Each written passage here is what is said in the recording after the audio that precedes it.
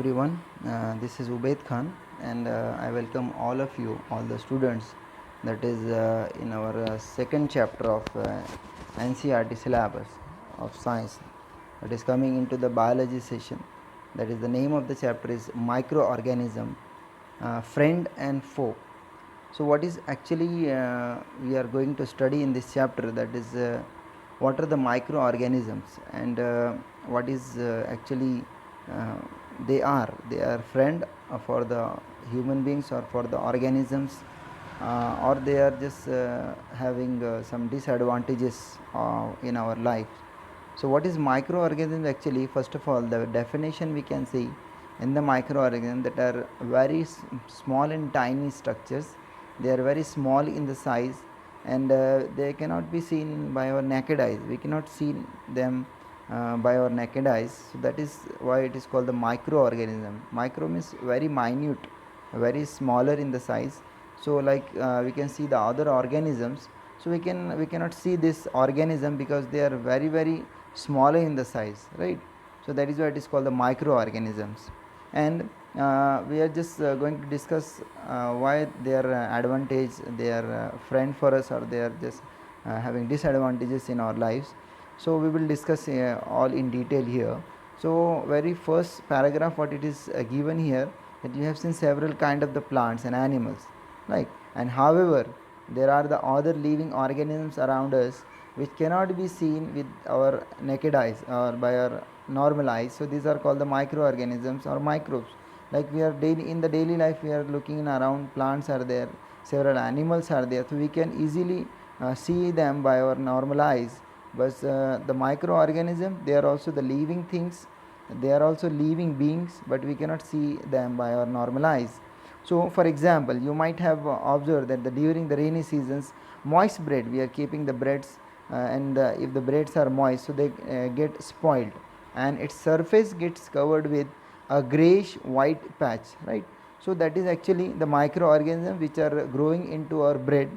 So when we are keeping our bread into the moist environment, and when they are just getting a proper amount of the water and proper amount of moisture, so they will just grow over there. So that is also one of the type of microorganisms that are growing into the bread, what we have seen in a grayish color, and it's look like a grayish patch. It's look over there. So observe these patches through the magnifying glass, and you will see tiny black rounded structures, right? So when we cannot see them by normal eyes, it will look like a only grayish patch over the bread. So when you are just using the magnifying magnifier, so you can see a black color rounded structures will be visible there. And do you know that what these structures are and where did this come from? So actually the case is like that. These are the spores in the form of spores. This is actually the yeast you can see on the bread, that is in a patch form. So they are spore form, and spore is the thing which can be spread into our air, and whenever it is getting a food and moisture, it will just set on that place, and it will means multiply and grow. So when you are keeping the bread or moist bread, so the organisms of the yeast, they are just moving into the form of spores. They are just settle onto the bread, and they are having the food also there, they are having a moisture also. They are just start growing, and after growing they will just multiply, and that is why the patch will be produced there, and we cannot eat that food because the microorganisms are already grown into that. So we can have this activity to see in more detail, that in number one activity it's saying collect some moist soil from a field in a beaker and add water into it. You have just collect a small amount of the soil, that is a moist soil, and just put it into the beaker and put some water. After soil particle have settled, and observe a drop of water from the beaker under a microscope. So what do you see? When the soil particles will be settled down, just take a small drop of water and just look at and observe into the microscope. So what you will see? You will see several tiny organisms or microorganisms are you can see over there. And the one more activity, take a drop of water from a pond, right? Now our normal pond, take a drop of water, spread on a glass slide, and observe through the microscope. This is also the source we are just changing. Before, in one activity we have taken a small amount of the soil, and in the second activity we have taken a small a drop of water from a pond. So do you find a tiny organism moving around? So in the both the slide, because it is a microscope, it can be having a more resolution, so you can see different organisms are there which is moving around in that material what we have taken. So this observation shows that the water are and means water and soil, the bore are full of the tiny organisms. In our soil also there are so many number of microorganisms are there. In the water also so many organisms are there. So that is visible when you are looking in with the microscope. Before with the naked eyes it's not visible. So, and no doubt this all the organism will fall into the microorganism category. Some you can see these microorganisms or the microbes are so small in the size and they cannot be seen with the naked eyes. Some of these such as a fungus that grow on a bread, we can just now classifying to them different categories. So fungus that we have already discussed, that is growing onto the bread and can be seen with a magnifying glass. There is no need of microscope. With the help of the magnifying glass also you can be see that, and others cannot be seen without the help of microscope. So except the fungus, the other so many microorganisms are there. For that you have to be use the microscope only, that only you can be visible, and that is why these are called the microorganisms or microbes, right? Because they are very tiny structure, they are very small structure, that is why it is called a microorganisms or microbes. And microbes are classified into a four major groups. We can be classify them for better understanding. So basically we can be classified into the four major groups, that is called bacteria, number 1, number 2 fungi, number 3 protozoa, and number 4 algae. These are the four basic groups we can make for the microorganism, and some of these common microorganisms are shown in the figure. In the next page we have having the figures of some common microorganisms which we already had listened about them. And number 5, fifth group, that is we have made separate, that is for viruses. Viruses also come under to the microorganisms, but why we are making it in a separate category? Because viruses are also microscopic and they however produce only inside the cell of the host organisms. Why we are keeping into this separate group for the virus? Because virus is a link between living and non-living organism, because it cannot be reproduced or produced outside the host cell or outside the host body. It should be just enter into the any cell of any organism, any host organism or host body, then only it can be multiplied. That is why it is kept into the separate category. And some of viruses are shown in figure in the next page also. And common elements which is causing the cold, influenza, flu and most cough are caused by the viruses. Like we are always seeing, we are always telling a viral disease or viral diseases happen. So the diseases like common cold, cough, influenza, that is happening because of the viruses only. That is why we are telling it is a viral diseases, right? So the next is serious diseases like polio and chicken pox are also caused by the viruses. Like chicken pox and polio, that is also happen with the virus category, which will come into the virus only. So that is will be the disadvantages of this virus. And diseases like dysentery and malaria are caused by the protozoans, that is the second category, where the typhoid and tuberculosis, that is we are telling TB, are bacterial disease, that is caused by a bacteria. So these are the different categories of microorganisms only, bacteria, fungi, protozoa and viruses. So you have learned about some of these diseases or about the microorganisms in the previous classes also. What is the microorganisms and how the diseases are happening. So this is the number second page of your textbook. In that it is given as specific figures. So number 1 figure that is given here, that is a spiral bacteria. You can see the shape of the bacteria, that is spiral in a shape. So these are you can see here, that is called a spiral bacteria. In the second figure you can see the rod shape. If you see, it's a very small structure and rod like structure, that is why it is called a rod shaped bacteria. And number 1 is spiral shaped bacteria. That is both the category of bacteria only, right? Spiral bacteria and rod shaped bacteria. In the second diagram you can see chlamydomonas, and this is come under to the algae, right? Chlamydomonas and spirogyra actually this greenish layer you can see here, that is having a chloroplast, so it is a autotrophic, actually it can be make its own food, so like a plant, so that is a spirogyra. And in this side you can see protozoas. This is actually the protozoas, amoeba. It's a very famous example, always we are looking in so many classes we have seen before also. And paramecium. And one more thing, it's a unicellular, we have seen this is only a one cell which can be perform whole the body function, that is amoeba, which is having a nucleus, having a food vacuoles, having a contractile vacuoles. It can be moved with the help of the tentacles, it can be change the different shapes. So that is amoeba also can come into a category of protozoa, right? So that will also cause several kind of the diseases, and that will live into the water, so that is amoeba, right?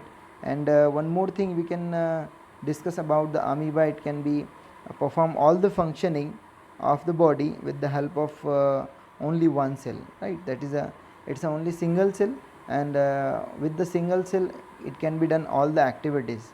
And paramecium.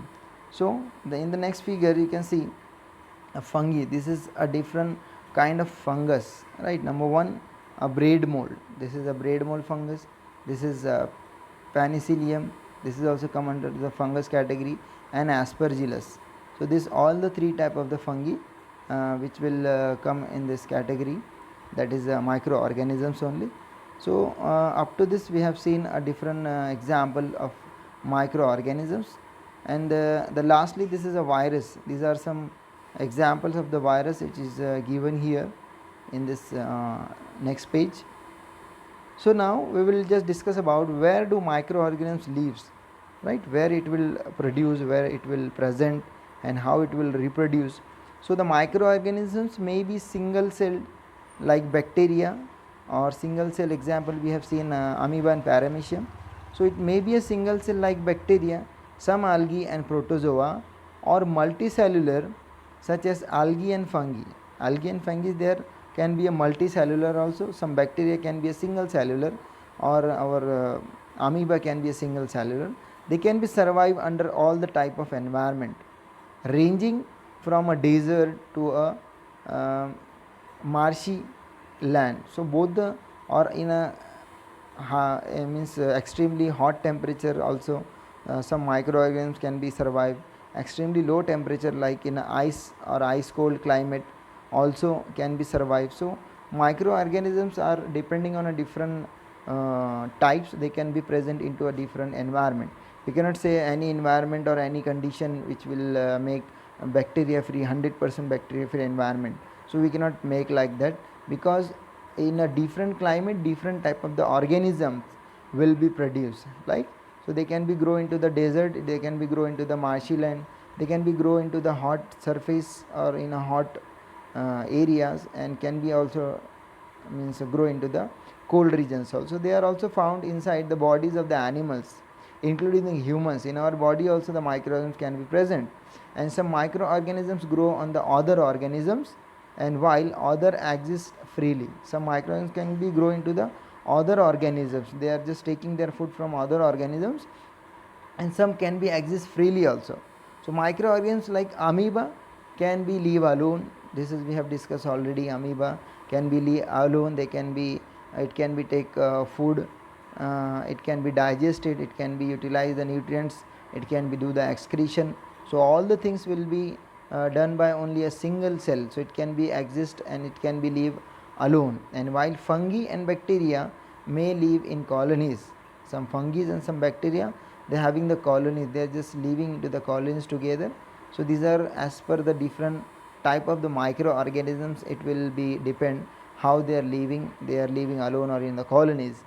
And the next, microorganisms and us. Now what is the relationship between a microorganisms and us. Means now we are having a question arise in our mind whether means it is good for us or bad for us. Normally we are saying, we are just having a phobia into our mind that microorganisms are not good for us, microorganisms are harmful for us. So it's not like that. Some microorganisms are good for us and some are bad for us. It's depending on a situation, depending on a microorganisms type. So microorganisms play an important role in our lives. Some of them beneficial in many ways, whereas some others are harmful and causes the disease. So the disease causing microbes are bad for us, but some other microorganisms that are helpful into the industries, like in a curd industry, like in a bread industry, in a bakeries. Sometimes we are making dhokla and some other means food items in our house. So we are using a different kind of the microorganisms. So let us study about them in detail, right? So number one, we will start here. A friendly microorganisms means the microorganisms which are good for us, which are beneficial for us.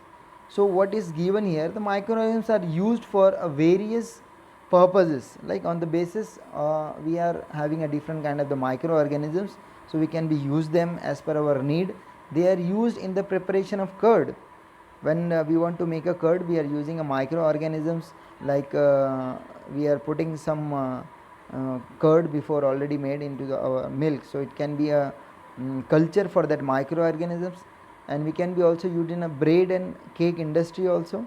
If you have seen in bakeries, they are using a yeast powder, so that is also, yeast is a microorganism. So microorganisms have been used for the production of alcohol since ages. So many years before, the people are using the microorganism for the production of alcohol in into the wine industry, into the beer industry also.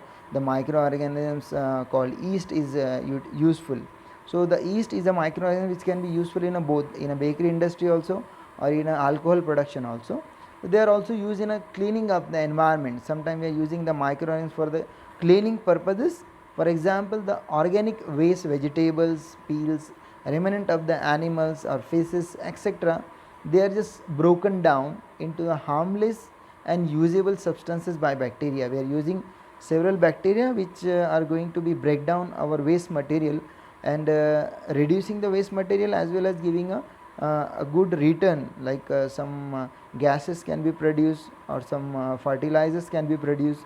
So recall the bacteria which have used in the preparation of medicine and agricultural, used for increasing the fertility or soil fertility by fixing the nitrogen. As you have remember, in our first chapter we have discussed about the bacteria. The name is rhizobium bacteria, that are useful, that are present into the soil, and which is just fixing the nitrogen. Atmospheric nitrogen fixes and converting into the nitrites, or usable form of nitrogen, that we have seen in first chapter, crop production. So like that, so many microorganisms are there which are useful for us also. So and this by fixing the nitrogen, it is making or increasing the fertility of the soil. That is leguminous plant we have seen. If you are growing a leguminous plant, so this rhizobium bacteria are growing into the roots of the root nodules of the rhizobium bacteria, our root nodules of the plants, leguminous plants, and it will just absorb the atmospheric nitrogen and convert into the nitrites. So it cannot be done by plants, so that is why it is taking the help of this bacteria to increase the soil fertility. Now the next we will see making of curd and bread. While we are just looking a detailed process or recipe of the any bread or making a curd, so there are also the involvement of the microorganism. It will not happen in the absence of microorganisms. So unless and until we are growing these microorganisms, only it will happen the formation of curd and bread. So you have learned in class 7th also, the milk is turned into the curd by the bacteria. A little bit we having a discussion in the class 7 also. So here is one question, that is I saw that a mother add a little curd to a warm milk to set up the curd in the next day. So I wonder why. So what is the reason why in our houses, and your houses also, so many times you have seen, like your mother wants to make a curd, so she will just adding a small amount of the curd into that milk, and it will keep for one day. and after that the milk will be converted into the curd. So what is the reason why there is the need to add a culture of curd, why there is a need to add a small amount of the curd? So that is actually a presence of lactic means lactobacillus, that is a kind of bacteria, lactobacilli, the name of the bacteria. So a curd containing several microorganisms of these, the bacterium lactobacillus, this is the name of the bacteria which is responsible for conversion of milk into curd. Okay, so just keep the name in your mind, that is a lactobacillus, that is promotion of or the formation of the curd, so that is responsible. So the name of this bacteria is lactobacillus, and it multiplies in the milk and converts into the curd. While we are adding a small amount of the curd into the milk, so it is the bacteria will be come into the milk, into the curd, and when it is presence into the milk, it is just utilizing the milk, it is just utilizing the sugar of the milk and just converting into the lactic acid. So that is why it is the whole the texture of the milk will be changed and it is converted into a curd. So it is utilizing or it is multiplying into the milk and convert into the curd. And bacteria are also involved in the making of cheese, pickles and many other food items. So many items, cheese we are preparing a pickles, so that is also because of the bacteria only. And an important ingredient of rava, that is suji, idli and bhaturas, is curd. So you should have to be add a curd into this kind of the recipes, and if you are not adding a curd into a idli and suji and this all, so it will not make the proper food or proper recipe. So can you guess why? Because this is a lactobacillus, curd always having a lactobacillus, that is an organism, microorganism which are utilizing the sugar present in your milk or in your suji or rava. So it will just utilizing and just converting into the lactic acid. That is why it is giving a sour taste, like because of this bacteria. And one more activity is there, just to know more about how the bacteria is working. So in that you have to just take a half kg of flour, that is atta or maida, and add some sugar and mix with. So you have to add a sugar into atta or rava, and add a warm water, add a small amount of yeast powder. So this is the yeast which is having a microorganism, this is the name of the microorganisms. Yeast is actually a name of microorganisms, like in before we have seen a lactobacilli is a name of microorganism which are responsible to convert the milk into curd. So now here the yeast is a microorganism which are responsible to convert the flour into our whatever the things you are making. So add a small amount of yeast powder, it is available in the market in the form of powder, and need to make a soft dough. Then you are making a dough and just keeping, and what do you see after an hour or 2 hours? So did you find the dough is rising? So this all the people have experienced this when we are just making dough like this. So it is having in a less amount, and when after we are adding yeast powder into this, so it will just rise up. So the quantity of the dough will be rise and it will look like a fluffy. So what is the reason? So the reason is yeast powder. So when we are eating we are adding a powder of yeast into our dough or flour, so it is just start multiplying, it is getting a food, it is getting a water, so it is just start multiplying, or you can say it is just become active, or it will activate to the yeast. So yeast reproduces rapidly and produces carbon dioxide during the respiration. So yeast will have the food in the form of glucose in your whatever flour and maida and atta you have put it, and it is having the water also. It will start respiration, and what is the process of respiration? Breakdown of the food and utilize the energy. So the yeast bacteria will break down this glucose and just utilizing the energy from it. So in the byproduct it will release the carbon dioxide. Whenever yeast will do the anaerobic respiration, so when the anaerobic respiration will happen, it will release the carbon dioxide and alcohol, right, or ethanol you can also say. So in this recipe we are just need to use carbon dioxide gas, because when the carbon dioxide will be released from the dough, it will just release the bubbles of the gases, fill the dough, and increase its volume. So why it is increasing the volume of the dough? While it is just having the respiration reaction with the yeast will utilizing the glucose, so it will release the carbon dioxide, and this carbon dioxide will excrete out from the dough and it will make it fluffy. So because of this gas, it will make the fluffy to the bread, and this is the basis of this use of yeast in the baking industry for making the bread, pastries and cake. That is why it is mandatory to use the yeast organism in the bread industry to make the bread fluffy. So this is the reason why we are using the yeast. So this is a second example we have seen, and we can understand here the yeast is a bacteria and which is beneficial for us. We are utilizing into the food industry, so that is why it is beneficial for us, right? Before we have seen in the alcohol, in the curd production also we have seen the example of lactobacilli, that is also the microorganism, but we are using it is advantage for us in our making of curd from the milk. So these are some examples we have seen which is responsible to make our food proper, right? So that is why we are telling some microorganisms are good for us, some are friend for us, like lactobacilli and yeast. Now the commercial use of microorganisms. Microorganisms are used for the large scale production of alcohol, wine and acetic acid, that is called vinegar, and yeast is used for the commercial production of alcohol and wine.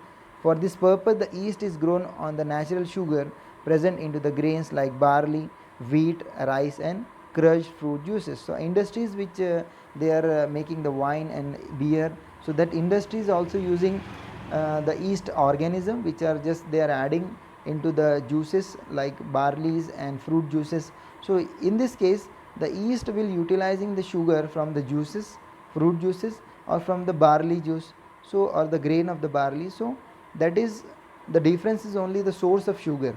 So it is just utilizing these microorganisms, and because it is doing anaerobic respiration, and after that it is releasing lactic acid also, it is also releasing the alcohol and carbon dioxide. So these industries are using the alcohol that is produced by the yeast. So and they are making the alcohol, they are making the beer and wines. So that is one more utilization of the yeast, that is the microorganisms. So here we will stop in this all the discussion, just make the idea clear. Some microorganisms that is beneficial for us. Whatever the next remaining part we will start or we will just see into our next lecture, that is video 2 or part 2. So up to that, just remind or just go through all the points we have discussed here, and see you in the next lecture. Bye.